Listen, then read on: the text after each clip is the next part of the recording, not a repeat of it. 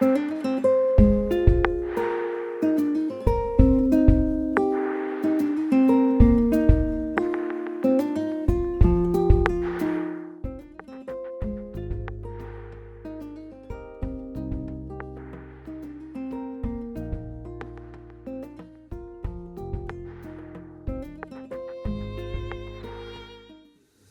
sujet de traitement, c'était la 35, la transformation de ce territoire par rapport au COS qui va arriver. On va essayer de vous montrer la magie des endroits improbables, parce que vous avez énormément d'endroits improbables. L'investissement différent suivant les séquences. La notion de priorité aussi dans le phasage, et notamment je pense à la gare basse, c'est ça, donc votre gare principale. Et puis, redonner une image positive de cette A35. Alors, bien évidemment, on vient en toute humilité. Ce qu'on va vous présenter, nous ne sommes pas des sachants qui vous donnons la lettre à suivre, le chemin à suivre. C'est des semences. Et comme toute semence, quand on plante, il y en a qui prennent, il y en a d'autres qui ne prennent pas, il y en a d'autres qui restent en sommeil. Ça sera à vous d'en décider. Enfin, je dirais que ce travail n'aurait pas pu exister sans le travail de l'ADEUS. Ils ont fait un travail, et vous le verrez sur les panneaux qui sont derrière. Ils nous ont décortiqué le territoire, ils ont analysé, ils nous ont envoyé des choses, mais ils ne nous ont pas abondé de documents qui fassent qu'on ne lisait plus rien et on ne comprenait plus rien. Ils ont pu ça synthétiser.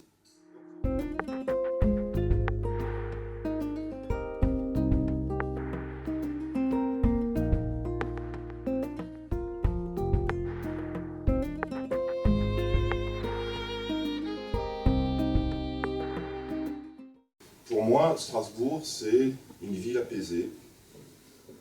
C'est une ville capitale sans avoir la taille d'une capitale. C'est la petite France, c'est quelques cours d'eau. Et puis j'ai découvert la 35.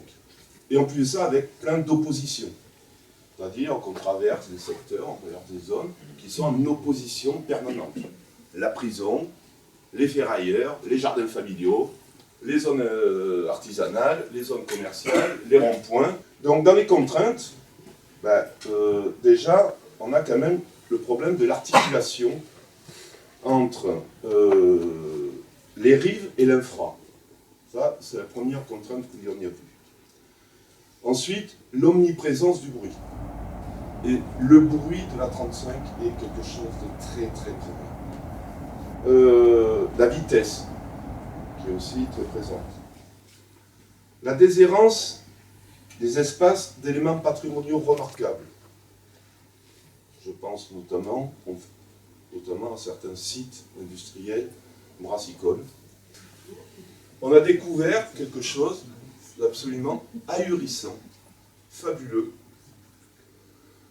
Les voies rapides, en règle générale, quand on passe en sous-face, on part en courant. Eh bien, Strasbourg, c'est le contraire, on a envie d'y rester. Vous avez une richesse de la sous-face de la 35 qui est absolument fabuleuse et qui crée des communications aussi avec d'autres espaces qui sont tout aussi fabuleux et qui nous confirment l'impression que l'on a de Strasbourg de très loin, d'une ville apaisée, etc. Donc, premier potentiel, c'est la richesse de l'alternance de ces coupures.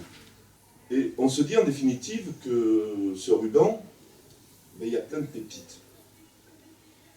Et ça, c'est un potentiel énorme. C'est-à-dire que ce n'est pas une voie rapide à déconstruire, à supprimer, à gommer du territoire dans lequel vous êtes, mais bien un territoire qui offre des potentialités absolument fabuleuses.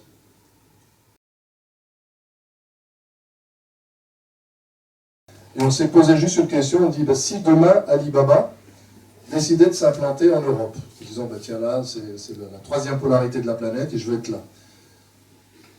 L'échelle de mobilisation des forces vives de ce territoire pour défendre la candidature, pour attirer Alibaba, pour nous, elle est à cette échelle-là.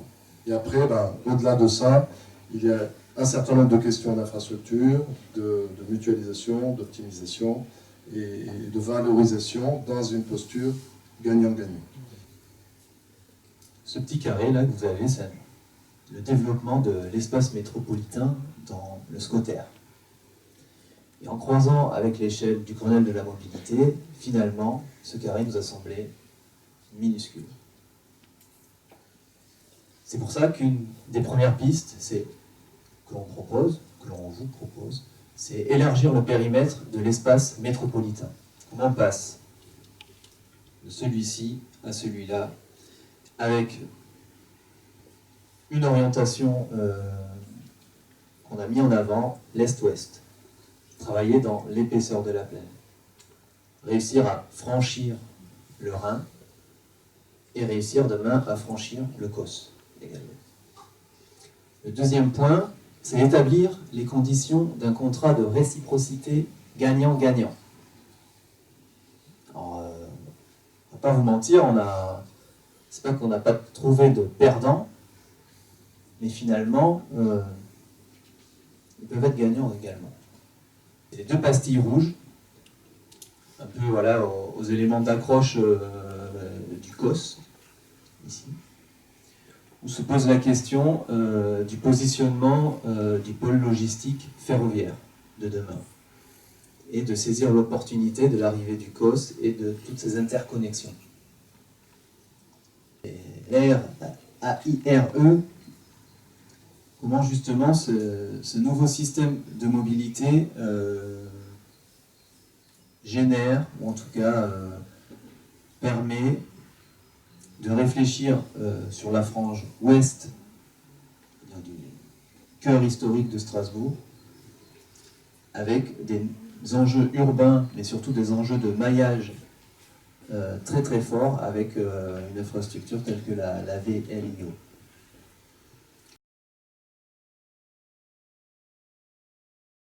Alors effectivement, dans notre groupe, on a continué un peu ce zoom avant qui a été amorcé par le premier groupe sur le territoire, et on s'est intéressé, vous allez le voir un peu plus précisément, à cet A35 dans sa traversée du carré, hein, qui était ce carré dont on a dit qu'il était trop petit, qu'il fallait en changer l'échelle, à l'intérieur de l'Eurométropole.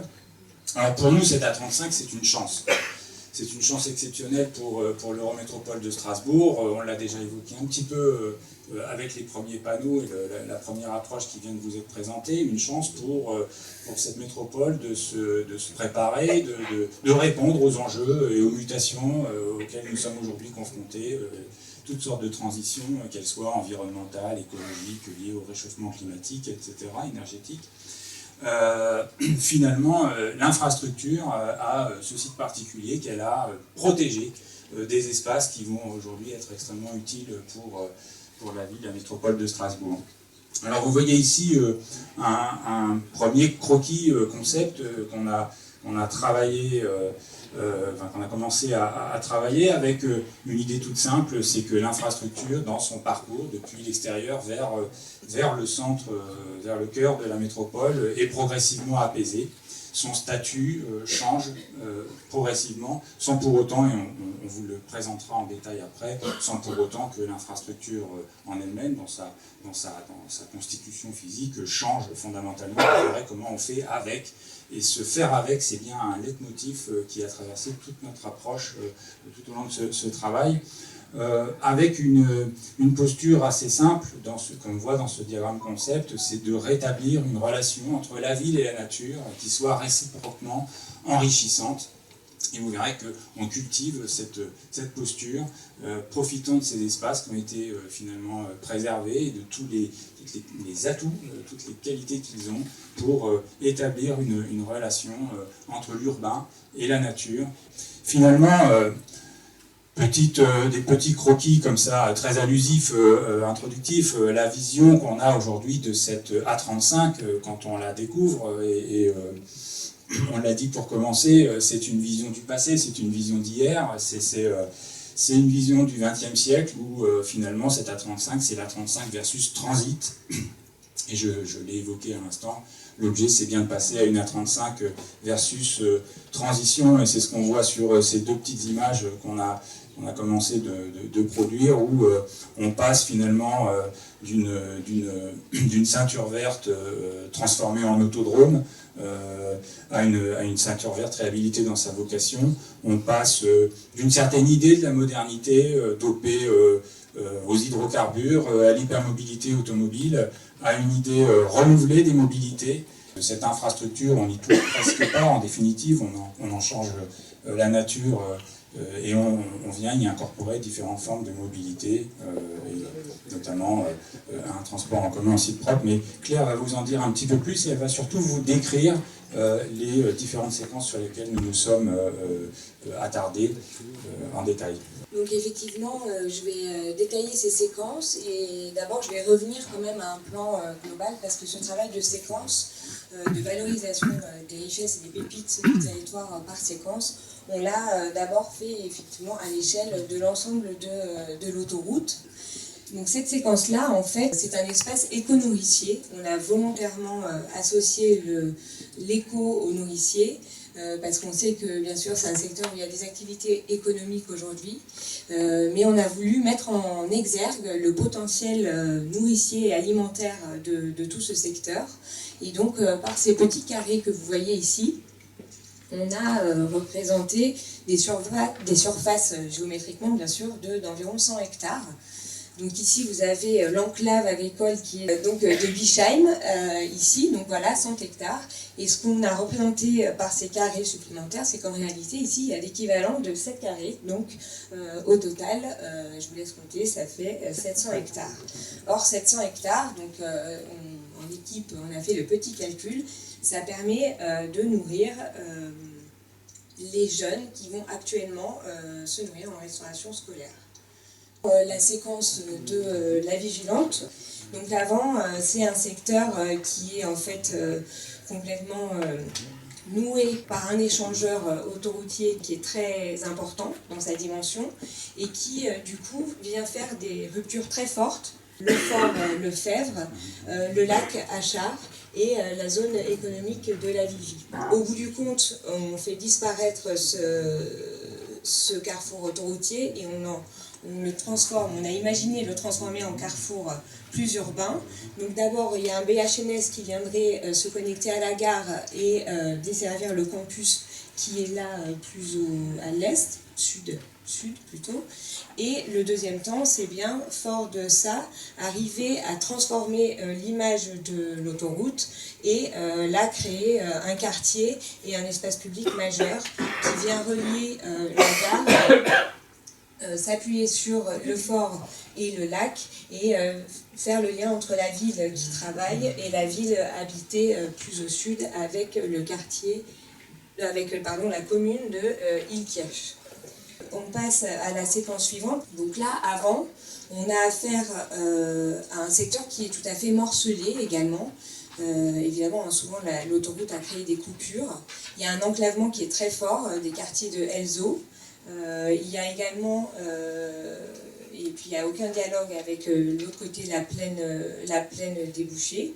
Et puis on a affaire en fait à une gravière qui est immense, elle fait 200 hectares, mais qui est invisible et inconnue. Donc demain, la proposition qui a été faite, c'est de le transformer en un espace de loisirs, un parc d'équipement, un lieu de ressourcement, puisqu'on s'inscrit bien dans un contexte de réchauffement climatique. L'objectif de ce parc de loisirs, c'est qu'il soit ouvert tant aux habitants métropolitains qu'aux habitants aux riverains, puisqu'il serait accessible par trois accès. Ici, une porte plutôt support d'un TCSP pour du coup venir désenclaver ces quartiers-là. Ici, on a affaire à un carrefour à niveau pour retrouver du lien, là aussi, entre tous les actifs qui sont dans la plaine débouchée et ce secteur de ressourcement. Et là, on revient sur les sous-faces très qualitatives et magiques que l'autoroute et son infrastructure a permis de développer. Le cœur 360. Donc là, si on reprend le avant-après, avant, on a affaire à une gare qui est mono-orientée, qui est bloquée, entre guillemets, par le glacis, et qui tourne le dos en réalité à l'axe de développement est-ouest. Donc l'enjeu, c'est bien d'inverser ce regard et de faire de la gare demain une rotule de cet axe est-ouest, en arrivant à doubler le quartier de la gare. Pour ouvrir la gare, on bénéficie du potentiel de l'emprise ferroviaire, en profitant du déplacement du site de maintenance ferroviaire sur la gare de Cronenbourg, et du coup d'arriver à franchir le glacis et la ceinture verte de l'autre à l'ouest par des liaisons mode doux. L'autre idée forte, c'est que cette ceinture verte, évidemment, elle est le terreau et le support du développement.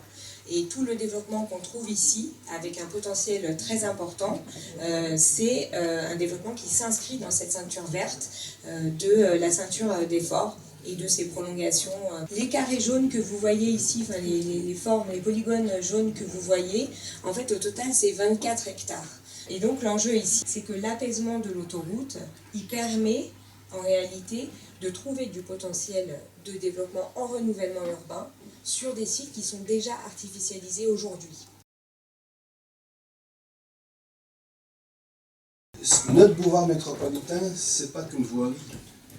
C'est un axe qui est transformé avec les territoires qu'on traverse, avec des lieux que vous avez entendu tout le long de la présentation, des lieux importants, des géantes, des partitions, vous avez entendu plein de choses. Mais tous ces lieux qu'on traverse nous ont fait indiquer quels sont les endroits où on doit traverser la 35. Donc ce n'est pas une approche technique de voilà le meilleur endroit, il y a moins de mobilité, il y a plus de possibilités. Non. On a regardé l'ensemble de ce qu'on traverse pour identifier c'est quoi cette voie, à quel endroit, quelle vitesse. La première chose, c'est de se dire qu'on ne va pas bouger le profil en long de l'A35. Donc cet A35 va rester, même s'il est transformé en boulevard métropolitain, va rester avec sa configuration actuelle. Ça, c'est le premier point. Le deuxième point, c'est les vitesses qu'on va lui accorder suivant les secteurs qu'elle va traverser. Alors bien évidemment, on va rester à 110 km/h jusqu'à la D400 d'un côté et au COS et à la 35 au nord. Puis, on va se retrouver à une vitesse de 90 km/h jusqu'à ce que nous, on considère les portes de l'agglomération de la ville. Donc ici et ici. Et ensuite, tout le reste est transformé à 50 km/h pour peut-être à terme, sur la partie de ce qu'on appelait 360 degrés, le centre 360 degrés, c'est-à-dire au niveau de la gare, se retrouver éventuellement à terme, ça sera, je dirais, les Strasbourgeois qui le décideront, passer à 30 km/h. Ensuite, on propose qu'il y ait des échanges multimodaux. C'est-à-dire que l'idée, c'est aussi ce boulevard urbain, enfin cet A35, qui est aujourd'hui une autoroute urbaine, où on sait qu'il va rester beaucoup de circulation, on va essayer au fur et à mesure de changer, je dirais entre guillemets, pousser les gens à changer d'habitude. Pour cela, il faut créer des pôles multimodaux. Les pôles multimodaux, on les crée ici, c'est toutes les carrés verts que vous voyez. Les diffuseurs routiers, pour là aussi, je dirais, essayer chaque fois de comprimer le nombre de véhicules, vont se situer, c'est les fameux carrés rouges que vous voyez ici et ici. Et puis, on vous montre là les séquences où on est à niveau et les séquences qui sont dénivelées, donc qui confirment qu'on garde ce fameux profil en long. Et enfin, on a donc on est soit en déblai, soit en remblai, et il y a un seul endroit où on va créer, je dirais, un carrefour à niveau, mais à niveau, c'est pas Là, on ne va pas décaisser la 35 qui est en suspension, mais on va remonter la voie des Romains pour qu'elle vienne accéder sur la 35 telle qu'elle est dans sa configuration actuelle. Enfin, si le reste est difficilement transformable, on garde, là aussi, dans le profil en travers, on garde la 35 telle qu'elle est aujourd'hui avec ses emprises. Donc c'est tout ce que vous voyez jusqu'ici et ici. Et sur ces deux secteurs, et notamment le 360 degrés, quartier 3, enfin ce qu'on appelle le quartier 360, on le transforme en l'équivalent d'un boulevard urbain. C'est-à-dire que le profil en travers va pouvoir recevoir de nouveaux usages que la 35 n'accueille pas aujourd'hui. On s'approche, je dirais, d'une proposition voilà, que l'on voulait vous faire pour vous montrer que l'ensemble de ce qui vous a été présenté, par rapport à ce schéma-là, va participer au fil du temps, la transformation douce de la 35 à son acceptation et à je dirais, une reconfiguration, entre guillemets, de la façon dont on visualise Strasbourg. Voilà.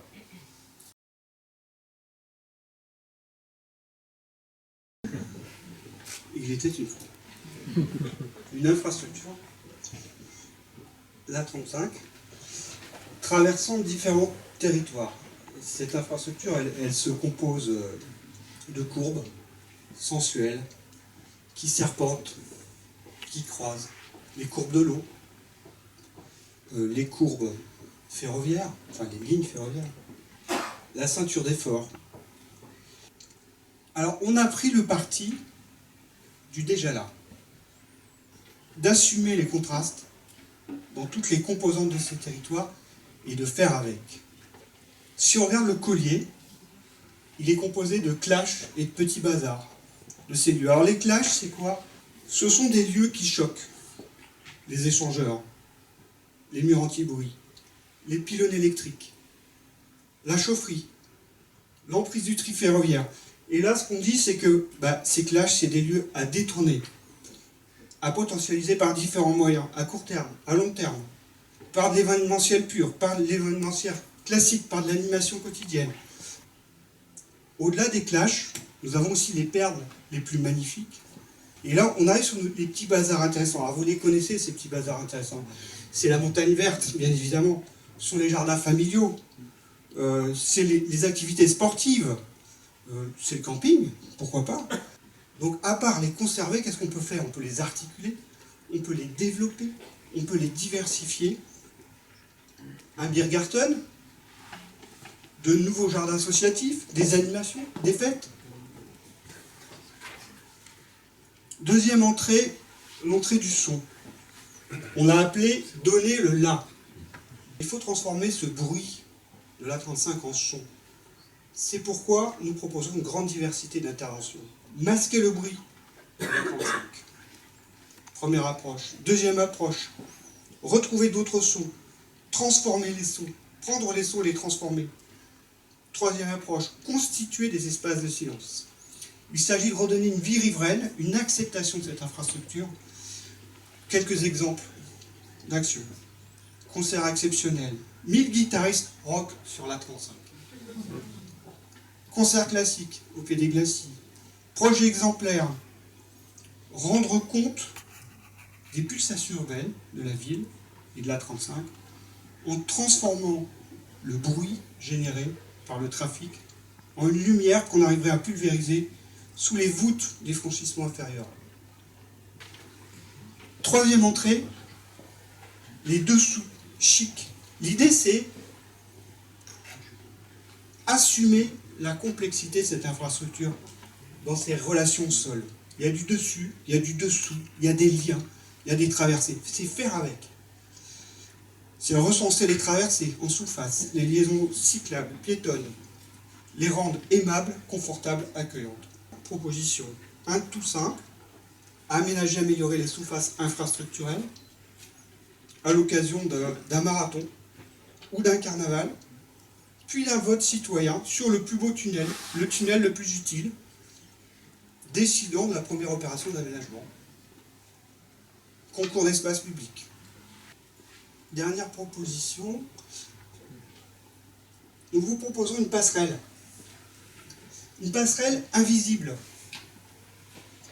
On pourrait l'appeler la passerelle Somewhere Over the Rainbow. C'est une passerelle, j'ai le plaisir de vous faire découvrir cette passerelle. C'est une passerelle qui part de la place de la gare,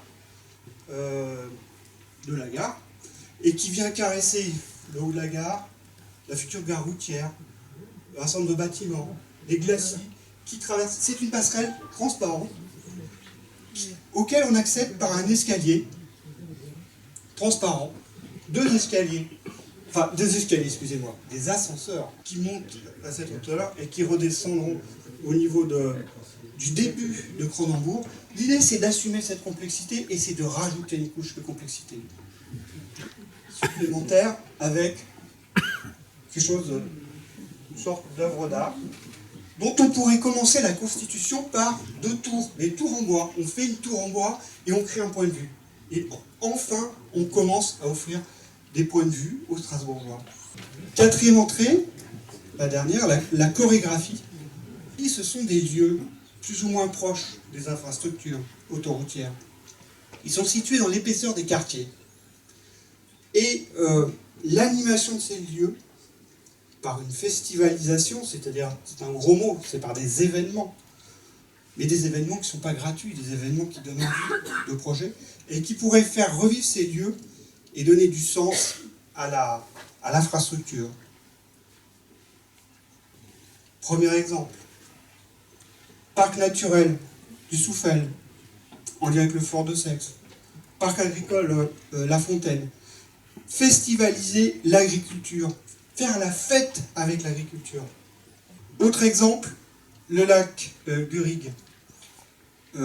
L'idée, c'est de transformer ce lac en un lac des cygnes, S-I-G-N-E-S. C'est-à-dire un lac qui vient capter les différents signes de la culture urbaine des quartiers qui sont autour de ce lac et qui vient cristalliser ces signes, la musique des quartiers, les productions artistiques, les productions culinaires, que sais-je, et qui vient via un festival sur l'eau, au bord de l'eau, restituer toute cette matière. Voilà. Grâce à vous, grâce à vos envies, soyons un instant silencieux et demain, le spectacle va commencer.